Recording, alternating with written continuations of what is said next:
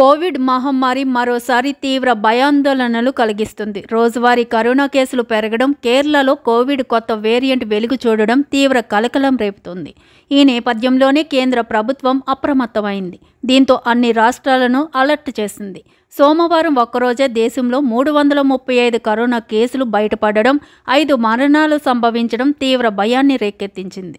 మరోవైపు ఈ 5 మరణాల్లో 4 కేరళలోనే చోటు చేసుకోవడం, కొత్త కరోనా వేరియంట్ కూడా కేరళలోనే నమోదు కావడంతో ఆ భయాలు మరింత పెరుగుతున్నాయి. ఈ క్రమంలోనే కేరళకు పక్కనే ఉన్న కర్ణాటక ప్రభుత్వం కీలక నిర్ణయం తీసుకుంది.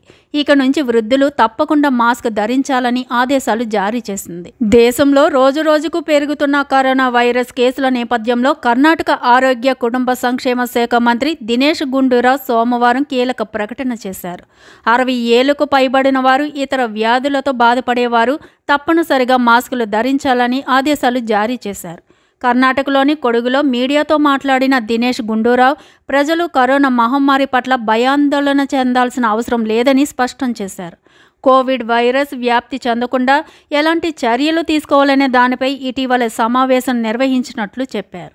త్వరలోనే ఒక అడ్వైజరీ జారీ చేస్తామని వెల్లడించారు. 60 ఏళ్లు పైబడిన వారు, గుండె సమస్యలు, ఇతర తీవ్రమైన వ్యాధులు ఉన్నవారు తప్పకుండా మాస్క్ ధరించాలని, ప్రభుత్వ ఆసుపత్రులను కోవిడ్ చికిత్స అందించేందుకు సిద్ధం చేయాలని కోరినట్లు తెలిపారు. మరోవైపు కేరళలో కొత్త వేరియంట్ వెలుగు చూడడం, కేసులు పెరుగుతుండడంతో ఆ రాష్ట్రానికి సరిహద్దున ఉన్న కర్ణాటకలోని వివిధ ప్రాంతాల్లో ఉండే ప్రజలు మరింత అప్రమత్తంగా ఉండాలని తెలిపారు.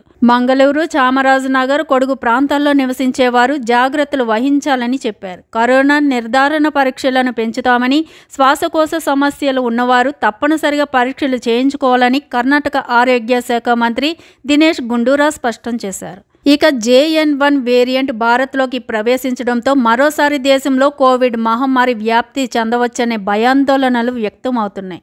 ఈ క్రమంలోనే కేంద్రం కూడా అన్ని రాష్ట్రాలకు అలర్ట్ జారీ చేసింది. కరోనా పరీక్షలకు RT-PCR కిట్లను సిద్ధంగా ఉంచుకోవాలని, టెస్టుల సంఖ్య పెంచాలని తెలిపింది. జిల్లాలో కేసులను ఎప్పటికప్పుడు పర్యవేక్షిస్తూ అప్రమత్తంగా ఉండాలని, జీనోమ్ సీక్వెన్సింగ్ కోసం నమూనాలను INSA COG ల్యాబ్లకు పంపాలని తెలిపింది.